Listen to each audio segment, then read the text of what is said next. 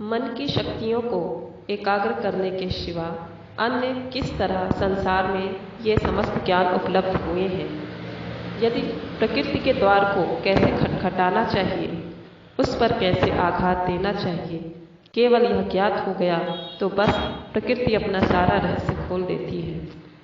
उस आघात की शक्ति और तीव्रता एकाग्रता से ही आती है।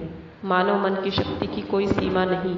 वह जितना ही एकाग्र होता है उतनी ही उसकी शक्ति एक लक्ष्य पर केंद्रित होती है। यही रहस्य है।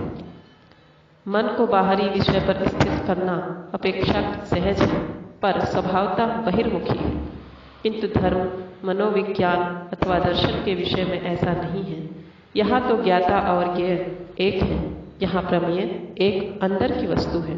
मन ही यहाँ प्रमेय है। मनस्तत्व का अन्वेषण करना ही यहाँ प्रयोजन है और मन ही मनस्तत्व के अन्वेषण का करता है। हमें मालूम है कि मन की एक ऐसी शक्ति है जिससे वह अपने अंदर जो कुछ हो रहा है उसे देख सकता है। इनको अंतः पर्यवेक्षण शक्ति कह सकते हैं।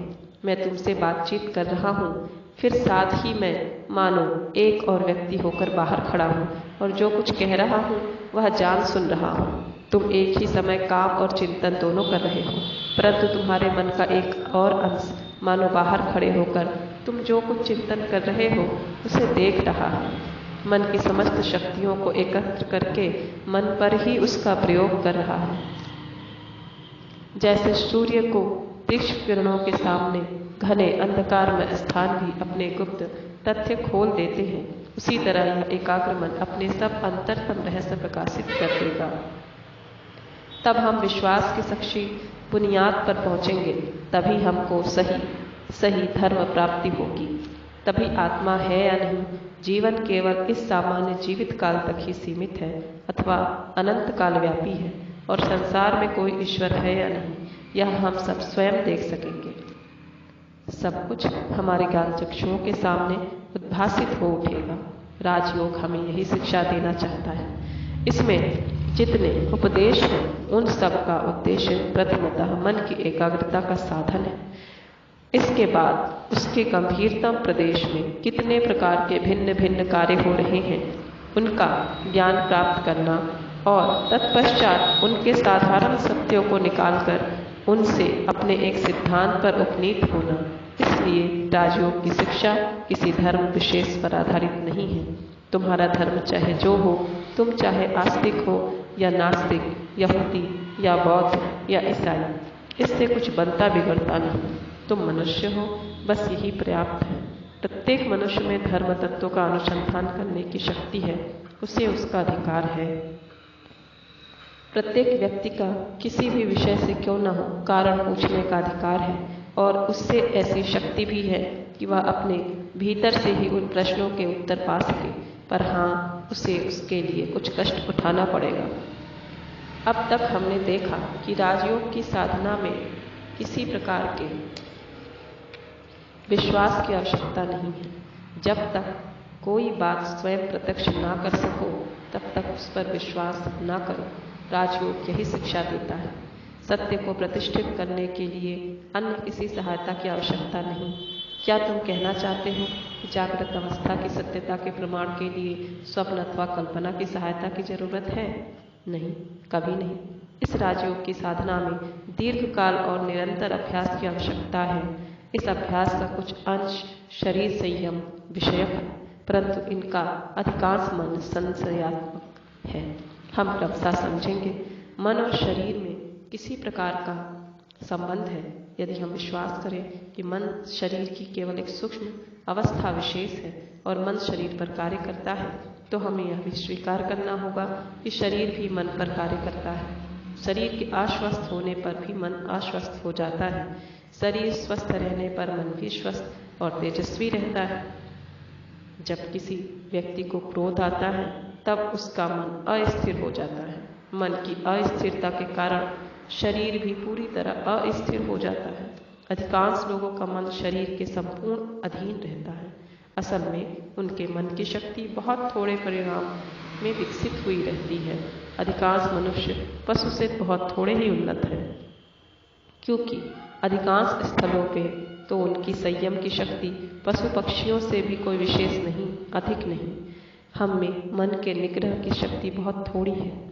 मन पर अधिकार पाने के लिए, शरीर और मन पर आधिपत्य लाने के लिए कुछ बहिरंग साधनाओं की, दैहिक साधनाओं की आवश्यकता है।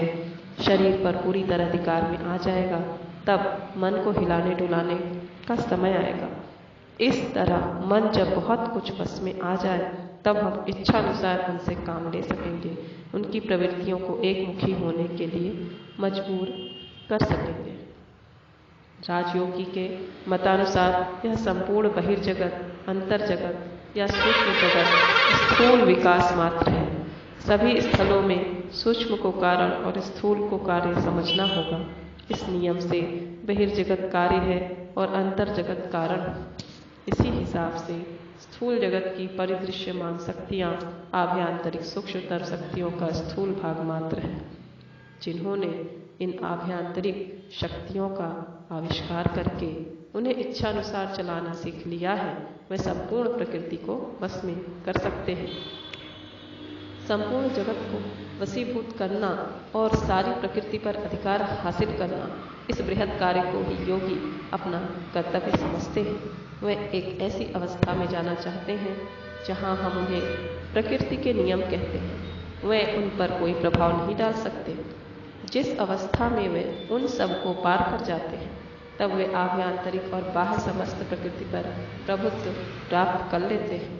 मनुष्य जाति की उन्नति और सभ्यता इस प्रकृति को वशीभूत करने की शक्ति पर ही निर्भर है।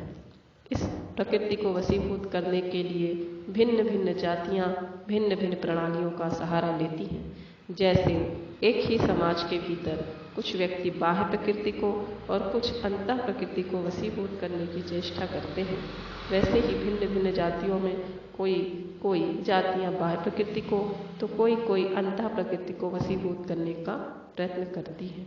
किसी के मत से अंतः प्रकृति को वशीभूत करने पर सब कुछ वशीभूत हो जाता है, फिर दूसरी के मत से बाह्य प्रकृति को वशीभूत करने पर सब कुछ वश में आ जाता है। इन दो सिद्धांतों के चरम भाव को देखने पर यह प्रतीत होता है कि दोनों ही सिद्धांत सही हैं, क्योंकि यथार्थतः प्रकृति में बाह्य और आभ्यंतर जैसा कोई भेद नहीं। यह केवल एक काल्पनिक विभाग है। ऐसे विभाग का कोई अस्तित्व नहीं और यह कभी था भी नहीं। बहिर्वादी और अंतर्वादी जब अपने अपने ज्ञान की चरम सीमा प्राप्त कर लेंगे तब दोनों अवश्य ही स्थान पर पहुंच जाएंगे। जैसे भौतिक वैज्ञानिक जब अपने ज्ञान को चरम सीमा पर ले जाएंगे तो अंत में उन्हें दार्शनिक होना होगा। उसी प्रकार दार्शनिक भी देखेंगे कि वे मन की और भूत के नाम से जो दो भेद कर रहे थे वह वास्तव में कल्पना मात्र है। वह एक दिन बिल्कुल विलीन हो जाएगी, जिससे यह बहु उत्पन्न हुआ है। जो एक पदार्थ बहु रूपों में प्रकाशित हुआ है उनका निर्णय करना ही समस्त विज्ञान का मुख्य उद्देश्य और लक्ष्य है। राजयोगी कहते हैं हम पहले अंतर जगत का ज्ञान प्राप्त करेंगे, फिर उसी के द्वारा बाह्य और आभ्यंतर उभय प्रकृति को वशीभूत कर लेंगे। प्राचीन काल से ही लोग इसके लिए प्रयत्नशील रहे हैं। भारतवर्ष में इसकी विशेष चेष्टा होती रही है, परंतु दूसरी जातियों ने भी इस ओर कुछ प्रयत्न किए हैं। पाश्चात्य देशों में लोग इसे रहस्य या गुप्त विद्या सोचते थे। जो लोग इसका अभ्यास करने जाते थे उन पर अघोरी, जादूगर, इंद्रजालिक आदि अपवाद लगाकर उन्हें जला दिया अथवा मार डाला जाता था। भारत में अनेक कारणों से अविद्या ऐसे व्यक्तियों के हाथ पड़ी जिन्होंने इसका 90% अंश नष्ट कर डाला और शेष को गुप्त रीति से रखने की चेष्टा की। आजकल पश्चिमी देशों में भारतवर्ष के गुरुओं की अपेक्षा निकृष्टतम अनेक गुरु नामधारी व्यक्ति दिखाई पड़ते हैं। भारतवर्ष के गुरु फिर भी कुछ जानते थे, पर यह आधुनिक व्याख्याकार तो कुछ भी नहीं जानते। इन सारी योग प्रणालियों में जो कुछ गुह या रहस्यात्मक है सब छोड़ देना पड़ेगा। उनमें बल मिलता है उसी का अनुसरण करना चाहिए। अन्यान्य विषयों में जैसा है धर्म में भी ठीक वैसा ही है। जो तुमको दुर्बल बनाता है वह समूल त्याज्य है। रहस्य स्पृहा मानव मस्तिष्क को दुर्बल कर देती है। इसके कारण ही आज योग शास्त्र नष्ट सा हो गया है, परंतु वास्तव में यह एक महाविज्ञान है। 4000 वर्ष से भी अधिक पहले यह आविष्कृत हुआ था, तब से भारतवर्ष में यह प्रणालीबद्ध होकर वर्णित और प्रचारित होता रहा।